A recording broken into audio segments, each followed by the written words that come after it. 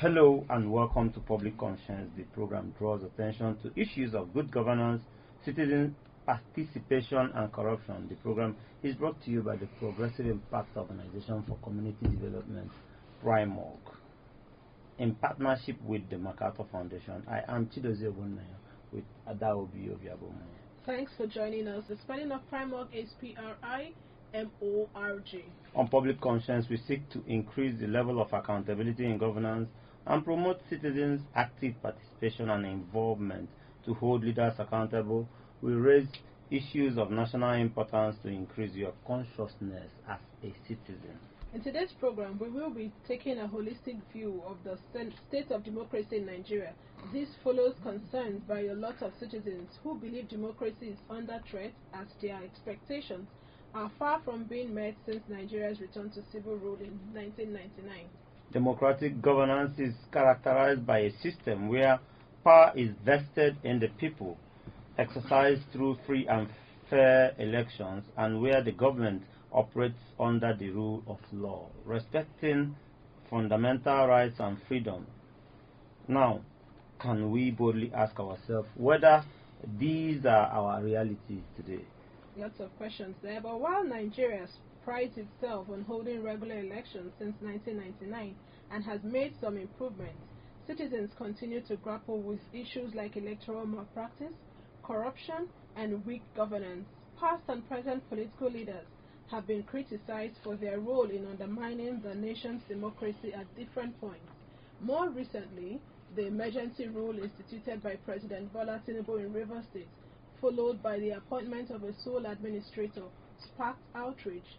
There is also fear of state capture, repression, and shutting down of dissenting voices. Meanwhile, reacting to the concerns that Nigeria's democracy is in danger, the special advisor to the President on Information and Strategy, Bayo Nanuga, recently assured that democracy is alive and strong in Nigeria. But for you out there, what is your view about the state of democracy in Nigeria? Do you think we are making expected progress? Are we retrogressing or stagnating? How do we protect our democracy from further danger? And where do we start from if we must do that? Be ready to join us through phone and text messages during this conversation. The WhatsApp phone line to send your message to is 0902 265 6167. That is 0902 265 6167. Please indicate your name and your location when sending your message. All right. Please begin to send your messages as soon as possible to 09022656167. That is 09022656167. We will give out the numbers to call shortly. And if you just joined us, the focus is on the state of democracy in Nigeria, with a lot of citizens seemingly dissatisfied with the progress made almost 26 years after returning to democratic rule. Meanwhile, the presidency thinks otherwise. But joining us to have this conversation is the Acting Director General at Shehu Musa Yaradua Foundation, Amara. Thank you so much for being here. Thank you for having me. We also have James Ugochukwu, who is Executive Director, Alliance for Inclusive Development, Aid Africa. Thank you for being here. Thank you for having me. Good morning. All right. Also, we have Isaac Botti. Isaac Botti is the Program Coordinator, Social Development Integrated Center, Social Action in short. Thank you for joining us. Good morning. All right. Let's get it started, gentlemen. Let's look at our journey. Let me start from James Ugochukwu, who has been into a lot of electioneering work. You know, there was much euphoria, James, in 1999 when Nigeria returned to democratic rule, which I'm not sure is the case today. I don't know what is your take on the state of democracy in Nigeria. What is your take on this state of democracy in Nigeria right now, and do you agree with those who are worried democracy is endangered? Well, 1999 to 2025, that's close to 25 years if I'm not mistaken. And if you have a 25-year-old person, the person should at that time be talking about having children and, of course, living adult life. But in case of democracy, I can't say that our democracy has matured the way it's supposed to be, given the kind of hope that we are given when we are transiting to democracy.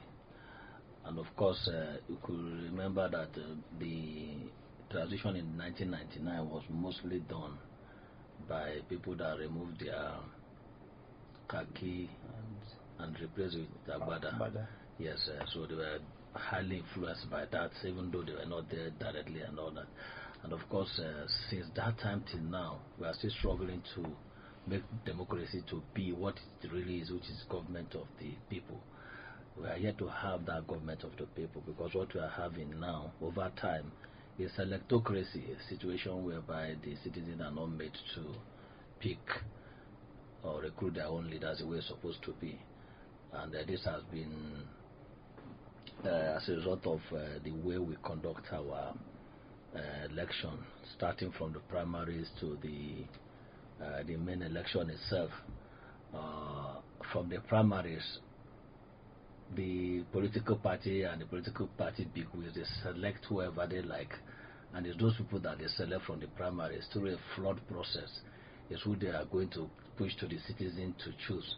So you cannot actually say that this is true democracy, because right there in the primary we have the cases of vote buying. In fact, if you think that vote buying is that of election day activities, it happens more in primaries, both in volume and visibility, because in primaries they buy vote with dollars, and it's very rampant. In fact, we have stories where delegates are locked up in a hotel and they are not made to see the next candidate, to even lobby them and all that. And at the end of the day, you see somebody is picked as the candidate, and most of the primaries, if you look at what has transpired in the past, they always go to court, even down to that of Anambra that is coming up now. After every primary, there's always litigation and all that, and there's always this complaint that there's parallel primaries, that these particular ones are fake one, this one is right. So if you have such kind of, what is telling you that your democracy is not mature, then at the end of the day they throw two candidates that is not even the wish of the people are in the first place. So it's not a case of between the devil and the duplicity, which one will you choose? So at the end of the day, we'll still have that malpractice is happening during election, through vote buying, through rigging, through mutilation of result, through manipulation of result, and at the end of the day, we'll have people that will call leaders. The case in point is that of a Senate president now, that the person that brought him to power has been jailed for a flawed process, and the person is still sitting in the Senate. So these are the issues we should be looking at. Okay, let's thank you for that background there, but let's shift attention to Amara Mwankwa, who is the Acting Director General, Shehu Musa Yaradua Foundation.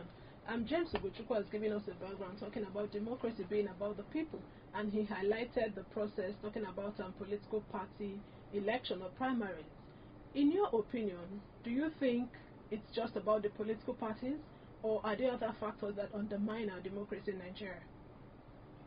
Well, for me, I think that there are contentions within our political space and also within our governance space that shape the kind of experience we have with democracy. There's obviously the contention between the political elite and the citizens, where it appears as if the political elite are reluctant to allow the citizens to decide their fate. And so there is the concerted effort to midwife, orchestrate processes that tend to limit the input or the influence of citizens in the process of democratic selection. But the granting of power is not the only process within governance, and it's definitely not the only thing within democracy. Democracy is a concept, and it's full of norms, and norms about how citizens, our voices should matter, equality of voices, the respect of constitutions, of agreements, the respect of law. And all of those things matter in the context of democracy, not just the elections themselves. And we have to also understand that citizens are far more perceptive than we give them credit for. So citizens see the general trend of how the elite carry on, and they get the sense that their most pressing issues are not the top of the agenda of what the elite are concerned with, because when they look at the kinds of arrangements and meetings and where the resources and time of people who have the opportunity to serve, what they are prioritizing in terms of their time. And when citizens look at the things that affect them the most, like for instance, currently we're dealing with a high cost of living, we're dealing with very serious economic conditions and rising poverty and all this economic hardship. Citizens would expect that even if your position is contested in terms of whether your elections were either rigged or even that you legitimately won, the process having thrown you up, you should prioritize the things that we care about, the things that most affect us. And these are the kinds of things, the soft, sentimental issues that affect the confidence that citizens have in the democratic process. And not, so you have a lack of confidence in the perception of the process itself, but now you are having a lack of satisfaction in the outcome itself. And those two lined up together affect how citizens see democracy in Nigeria. Now, I must say that we've seen a decline in satisfaction in democracy in Nigeria. From 2000, Afrobarometer has been measuring this since the year 2000, and we've seen it decline from 86% in the year 2002. Now, the latest survey shows that only 21% of Nigerians are satisfied with the performance of democracy in Nigeria. That is the doldrums. In fact, we are in the bottom, almost the bottom in terms of African countries. I think we are only above countries like Madagascar and and other countries in terms of just how citizens are satisfied with democracy. And it's important to see this as a nuanced picture, because even though that there is very poor satisfaction with democracy in Nigeria, Nigerians still favor democratic norms. So for instance, almost 80% of Nigerians still believe that elections should be the way in which their leaders are chosen. But that is a should. It's not an admission that this is what's happening. And in fact, that same survey says that Nigerians are increasingly softer in terms of their rejection of military rule. So a lot more Nigerians over time, over the rounds of surveys they've had, are now beginning to say, you know what, the idea of military takeover is not bad. And this is a trend that is consistent with other countries in Africa. But what should be concerning to us is the next generation. People in the age bracket of 18 to 35 are far more likely, and these are people who, James has talked about, where the democracy is less than 25, 26 years old in Nigeria. Yes. And there are lots of voters now who are showing up in elections who never experienced or weren't very lucid during military rule. So if you look at the trend, over the last 5 rounds of these Afrobarometer surveys that I encourage our listeners to pay attention to, you would see that the institutions that Nigerians trust the most, if you rank them from the top, they trust religious institutions, the army, and traditional institutions. And that is a relation. Why is that so? Well, for me, I think it's a relational thing. It's the fact that there is there's a greater alignment with the things that they care about. So, for instance, your religious leaders care about your social and mental welfare.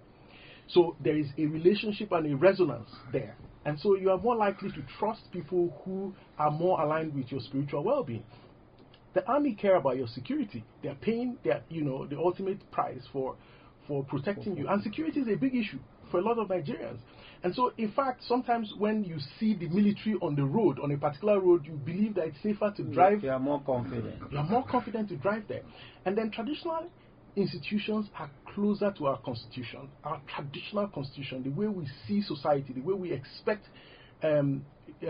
conflicts to be resolved. And they are more accessible.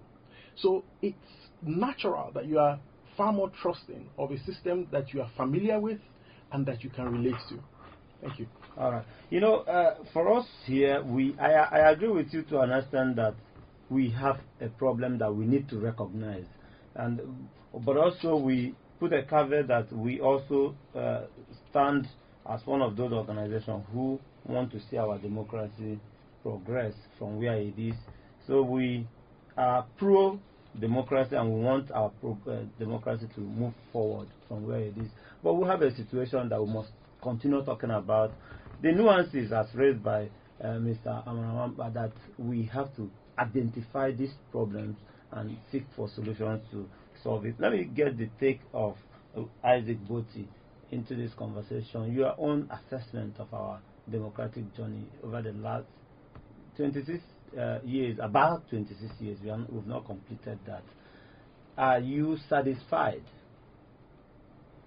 Well, as a person, I will say I'm far from satisfaction when it comes to democracy in Nigeria.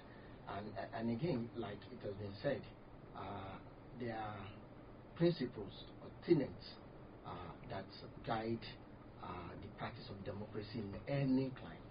And if you put some of these principles and tenets and benchmark them against the reality of democracy in Nigeria, then it simply says to the fact that I mentioned that only just 95% may be happy with what we are saying. And if you also look at some of these, for instance, if you want to look at, for example, respect for rule of law as a major tenet of democracy, to what extent is the reality with the present system we operate in Nigeria conforms with that? So when you talk of rule of law, again, you need to also understand that the concept of accountability was drawn from that. And it is on the basis of that citizens are able to speak up and hold governments accountable. But what we are saying is that over the years, the situation gets bad, deteriorated to the point that citizens can no longer speak. Even when they are not happy about the situation, they cannot talk. What we see is governments of the day coming up with policies and programs that continue to stifle the voices of the people. So you don't want them to talk. Government becomes more intolerant to the queries from the citizens. They feel that whenever the citizens are talking about them, it is to disparage them, it is to make the government look ineffective. But rather than looking at it from the point of view that should have been a basis for improving their performance, for assessing how far they have been doing, seeing citizens' decent voices as a means to evaluate or as an indicator of how well are we really performing. The governments of the day, ever since we started, become more and more intolerant to citizens' concerns and complaints. So for me, that fails that tenet of democracy. So we cannot hold them accountable. And then again, we also have the one that says we should respect the people, the rights of the people should be respected, which is another fundamental tenet of democracy. But to what extent is that being followed or complied with? So every day, if anybody talks or says something that the government of the day feels uncomfortable with, the person is either arrested, detained, or what have you. We've discovered that the rights of the citizens are gradually eroding significantly, and that is not democracy. It runs contrary to the principle that births democracy. And another fundamental principle that we want to say is that democracy is expected to be run in such a way that the interest, desire, and rights of majority is upheld. And what do we see? It is from this same principle that aspect of the Constitution that says that the resources of government should not be concentrated in the hands of the few. But what do we say today? Only very few people are getting richer, and the majority are getting poorer. Our resources that should be managed to promote the welfare of the people are being mismanaged, siphoned, and taken over by just very few people. A recent report by Oxfam showed that between 2023 and now, we have fewer richer people and more poorer people. So the rich getting richer, the poor exactly getting poor. Over 33 million Nigerians are in multidimensional poverty at the moment. And this goes to tell you that democracy is not really benefiting the people. So why will people be happy? And when I talked about the rate of inflation, it's alarming, it's crazy out there. If one should do opinion poll on the street, sample people's opinion, you discover that many families go to bed hungry than it used to be in the history of Nigeria. And that is to tell you that democracy has actually not impacted the lives of the people, and therefore they cannot be happy with the current system we find ourselves. Thank you. All right, I will get back to that angle you raised, but I want us to stay with the rule of law a little more, because rule of law issue had been raised in Nigeria in recent times, where a lot of critics, a lot of people criticize the government for the events in Rivers. We are all abreast with the removal of the suspension of Governor Fubara as the governor of Rivers State, declaration of state of emergency, and then boom, we had sole administrator and all that. People, the Nigerian Bar Association criticized that, and a lot of well-meaning Nigerians out there criticize that action. But from the point we had the installation of sole administrator, there has been calls also for that decision to be reversed.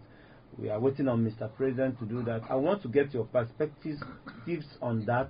And when we come back after opening our phone lines for callers to call in, when we come back, we talk about it and how the government can salvage the situation. Because one will say, yes, what has been done, but he can actually call off the state of emergency and restore normalcy and democratic governance. When we come back, we'll do that in a jiffy. Yes, for you out there, please follow us on our social media platforms at official PRIMORG. PRIMORG is spelled PRIMORG. And remember that we are streaming live on Facebook at official PRIMORG. And remember that this program is interactive. The WhatsApp phone line to send your message is 090-2265-6167.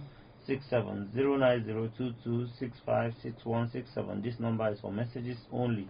Please begin to send your messages to 090-2265-6167. I want you to join the conversation and tell us your view about the state of democracy in Nigeria. Do you think we are making progress, retrogressing, or stagnating?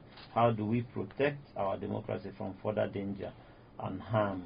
How do we where do we start from in fixing our dear nation? As a democratic nation, what are your expectations? Hello? Yes. Hello? Yeah, can you hear us?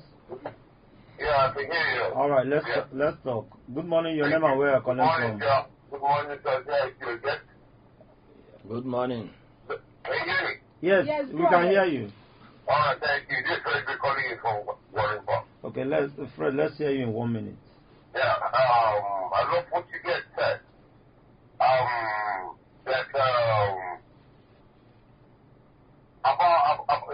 You said a lot about intolerance and which is vivid, and in relation to your question as well.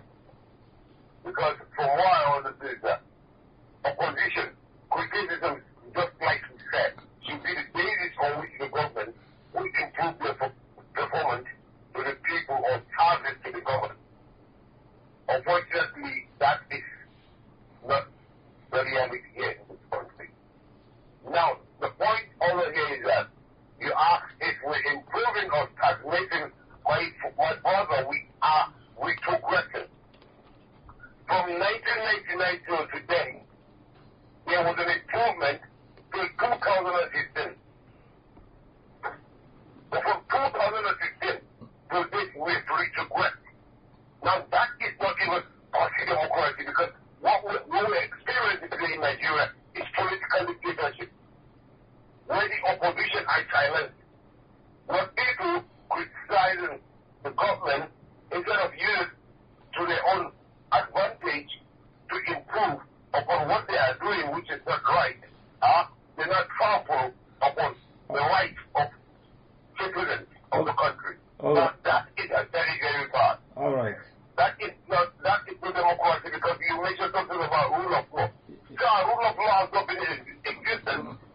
country for a very long time. All right. The impurity, class impurity, orchestrated by governance, has so much to do with everything about the development of the democracy. Thank you. All right. Thank you so much for joining us. Your take. Okay, let me quickly read this. We have a message from Kemi from Jos, and it says, "Good morning, PRIMOG. The people in the corridors of power and the most unpatriotic, greedy, self-centered characters. They make democracy for the enrichment of themselves and cronies." All right, that is the. Thank you for writing us from Jos. Well, let's get back to the conversation, because we are talking about taking a look at what has happened in Rivers State and making progress from that situation, because some still hold it strongly that that was an aberration. So let's stay with the conversation. Okay. Yeah. The situation we have today is that sole administrator in Rivers State, and there are calls for president to reverse that situation, to restore the governor. Many believe that rule of law is amiss in the case of Rivers State. What is your take? And are you on the side of those also pleading that he be returned as soon as possible, and not end up, doing the 6 months? He is for an initial 6 months, but the president has the yam and the knife, as we used to say in the local parlance.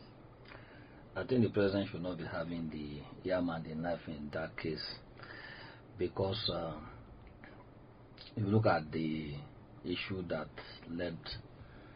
precede the announcement or the declaration of state of emergency in Rivers State, if you look at it critically, it's a case of two elephants fighting, and the president decide to use state of emergency to solve the problem, citing insecurity because there are some couple of pipeline explosion and all that. The question we'll be asking is Rivers State worse off in terms of insecurity and instability compared to other states in Nigeria? That's one question. The second question is that we have states in Nigeria that are completely being occupied by non-state actors. Several local governments that have been occupied by non-state actors. You can't get near to that place. I think it's an ungoverned space, and the government did not deem it right to declare state of emergency in such states. So what scenario we are having here is have a system now that has resorted to politicking than governance. So you think it was more of a political decision than it's a political decision than trying to remedy any situation. Then that of even bringing a sole administrator that is an ex-military personnel makes us to be questioning if we are actually valuing democracy the way it is, or we are trying to romance the military rule the way it is. Because in Jordan Obasanjo administration and that of Jonathan, they declared state of emergency in some states, but they never put ex-military administrator to run such states. So this is complete aberration, and of course the presidency should, as a matter of urgency, return the state governor the way it's supposed to be. I'm not taking sides to anybody or anywhere, but things should be done the way it's supposed to be. Even the way and manner of declaring that state of emergency wasn't deliberated in the floor of the National Assembly. Has already made the decision before they now take it to the National Assembly to stamp A or nay about it. Even the way they went about doing it, it was through voice votes, so nobody can say for real if National Assembly actually endorsed it, or they just hit the gavel to say as the eyes have it. So these are the issues we should be looking at. So in the democratic settings, we don't take this kind of decision, because the democracy is about the people. Section 14(2)(a) of the 1999 Constitution said that government belongs to the people, of whom through the Constitution the people in power derives the authority. Anyway, so now they never followed that. Anyway, going by what the National Assembly did, they believe that it was their decision, and they made the decision, whether it is by voice vote. Against the Constitution. Yeah, they did what they have done. They've even gone further to, PDP governors actually appealed against that decision, and they join issue with PDP governors against that decision. But maybe we'll leave it. So they are not following the rule of law because they're supposed to take proper electronic voting. This is not the first time they are doing it in National Assembly. In fact, you go to National Assembly and it has been upgraded to take that electronic voting, but they choose to use voice notes, which is like telling people of Nigeria that you don't have a say about this thing and whatever. Perhaps they believe in that they are unanimous in their decision. Okay, let me get to in your earlier submission. You said that there's a disconnect from what affects the citizens and the priorities of our leaders. And Botti also mentioned that citizens can no longer speak; their voices are being stifled. But we have an institution, the third tier of government, which is the judiciary, that has been termed the hope of the common man, where ordinarily it is expected that citizens, when they go to court, they get justice. But we have seen what has happened in the court over the years, to the extent that last week, the National Judicial Council suspended 3 judges. What do you think the judiciary should do more to ensure that the rule of law in Nigeria is maintained or obtained so to the extent that citizens believe in the judiciary? This is a very difficult question. But it's important to go back to the definition of justice from the first principles, because sometimes when we talk about justice, we don't realize that justice is a compromise. Plato is credited with being the first person to help society define the concept of justice. And I believe that society evolved because justice is a social construct. It's not a natural thing. Society evolved justice to solve a problem. And the problem that society evolved justice to solve is the problem of fragility. The fact that if you don't give people who you see as powerless an opportunity to seek redress for harm that powerful people do to them, then you have the recipe for an unstable and a fragile society, because nobody in that society can sleep with their eyes closed. That's why society decided, you know what, the powerful have to make a compromise. In order for us to have a stable, resilient society where people, everybody, both rich and poor, elite and grassroots, political leaders and citizens can sleep easy at night, we have to have the concept of justice.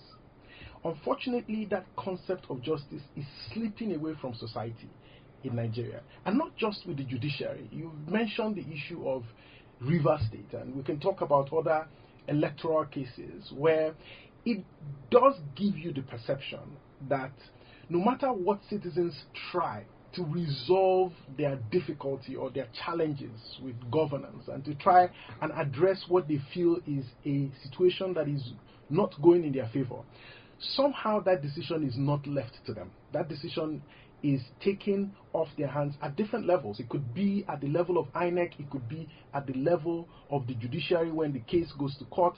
It could also be at the level of an emergency rule that comes in and says, well, you know what, we can appoint anybody that we like based on any premise that we like. And those things pile up. They tell society that citizens, that you have less and less power to course correct a situation that you feel is going wrong. What that does is that it begins to tell people that the normal processes that are there for conflict resolution, that are there for peaceful resolution of misgivings, that those processes are no longer working. And it begins to encourage people towards self-help. So if I were to be asked to give a message to the judiciary, I would say, well, look, you're not the last hope of the common man because you have demonstrated it. You are the last hope of the common man because in society you are the custodian of that compromise that society needs in order for society to be less fragile, to be resilient. and therefore you must cultivate a constructive society relationship with society. That means that your relationship with society must help build up society. You must rule in the favor of constructing or lifting up society. So it's important. It has important consideration for the judiciary. And it must be seen to be doing so. There have been repeated calls for judicial reform in Nigeria, and I think that time is overdue. And I think that the National Judicial Council and the leadership of the judiciary in Nigeria should take a very good look at themselves and begin to explore ways to reform the judiciary in a way that it is centered around the citizens. It's centered around the aspirations, the vision of a Nigeria that is fair to all, regardless of how much power you have, what status you have in society, and how much money you have. And if we begin to see that trend in how cases that come up in the judicial system are handled, then citizens will begin to build more confidence in the judiciary. That survey that I mentioned earlier, the Afrobarometer survey, it puts the judiciary at a very low ranking when it comes to trust with citizens. Citizens rank other institutions. In fact, people prefer to go to traditional leaders and religious leaders to resolve their conflicts than to go to judiciary, because we are not confident about how that outcome, no matter how in line with the law it will appear, how that resolves in our favor and makes a society a more livable place.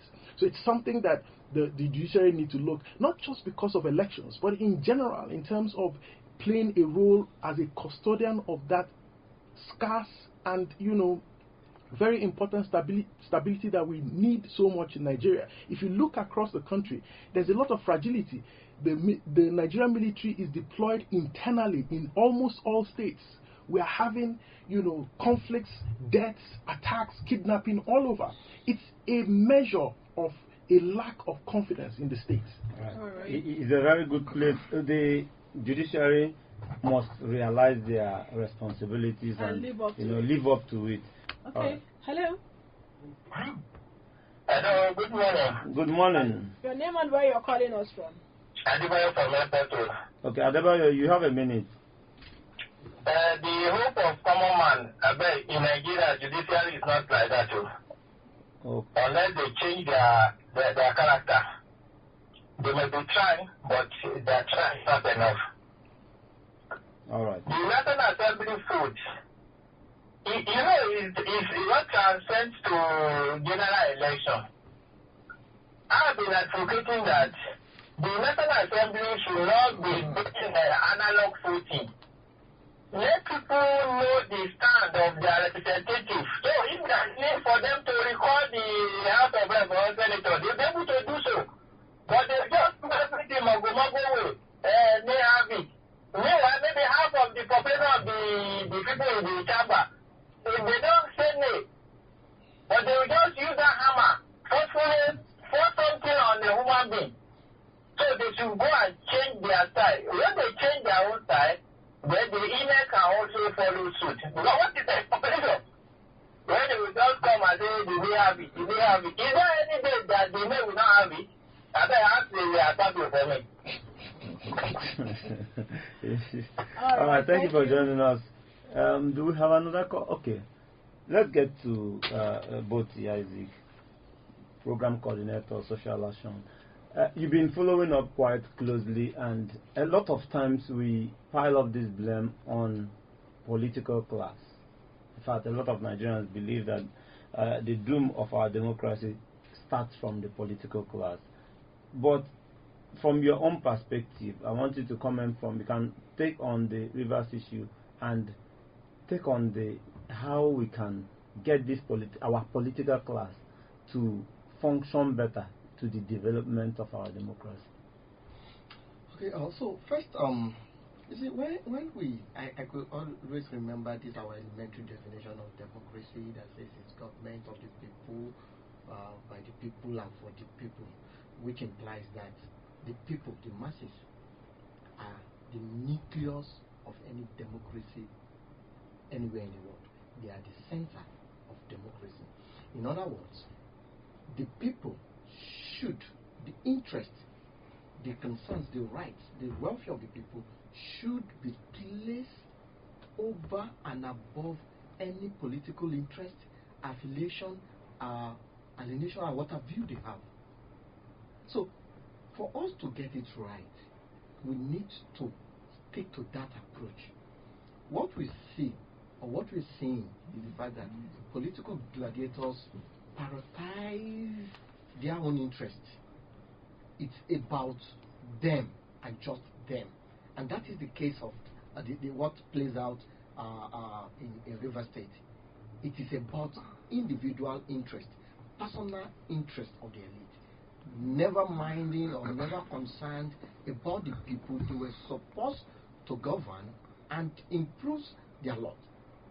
So if this is the situation, and again, when you also look at the approach the president took, which for me I feel it's a bit not good, because as a father, when you have two worrying children, it is your duty to ensure that you settle whatever dispute and you bring calmness to the system, rather than feeling that, okay, because you guys cannot settle, and maybe because I am also powerless, I cannot help you, then we need a third-party intervention.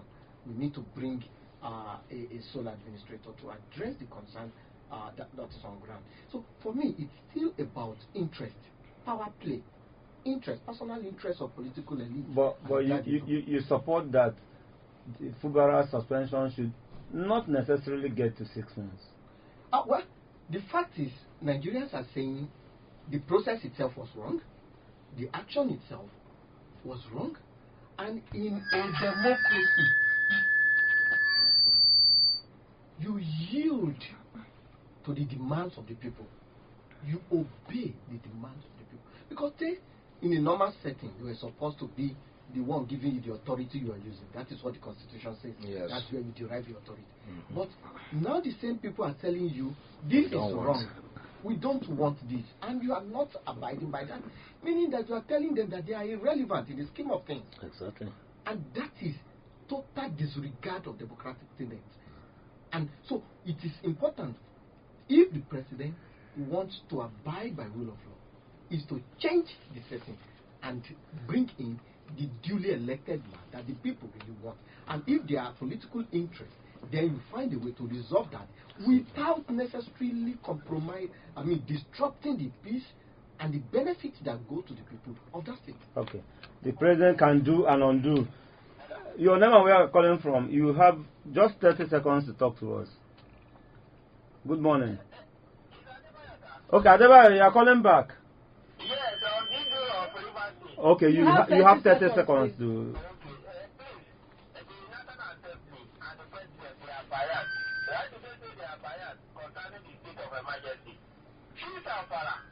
The people have been killed. See now, recently, people, how many vigilantes that were being killed and don't kill?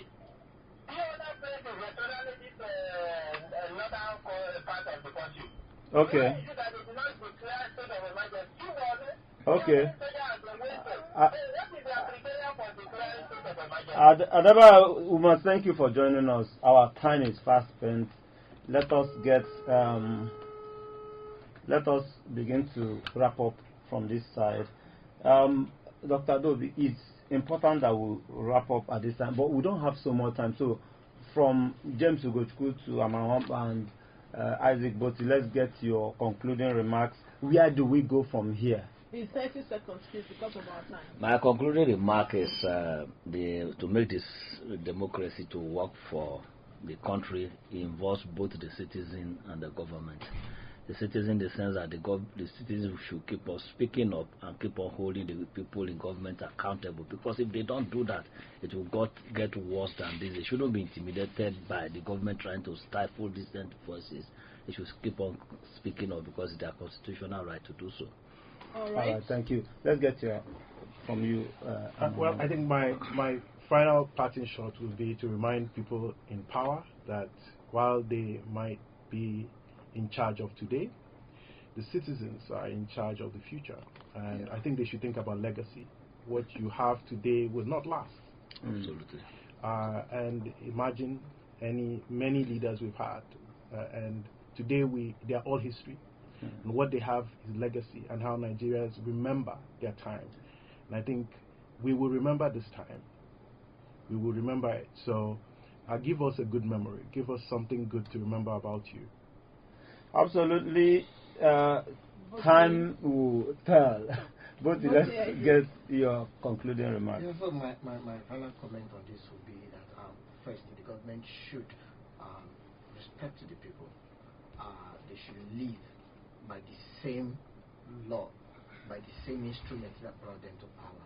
They should recognize that they do not get there on their own accord, even though we all know sometimes things are manipulated, but then the people still play significant role. People should be respected, and their will should not be subverted. Thank you so much. Today is the bedrock of tomorrow, so our leaders must know that going forward. Our democracy, we must find a way to make sure that it's on a good footing going forward. Nigeria is our only country, and this is how we'll be wrapping up today's program. And you should remember that public advocacy is key. Please visit our news website, primorgnews.org. That is primorgnews.org. For all the details of our reports and interviews, visit our website, primorg.org, to get all information about PRIMORG. And you can watch our videos on PRIMORG TV, our YouTube channel. Please subscribe to get reminders when we have a new post. We appreciate our guests. We have the Acting Director General at Shehu Musa Yaradua Foundation, Amawamba. Thank you for joining us today. My pleasure. And thank you, James Ugochukwu, who is the Executive Director of Alliance for Inclusive Development, Aid Africa. Thank you so much. And not forgetting Isaac Boti, Program Coordinator, Social Development Integrated Action. Thank you for being here. Public Conscience has the support of the John D. and Catherine T. MacArthur Foundation, committed to building a more just, verdant, and peaceful world. Get more information about the foundation on its website, macfound.org.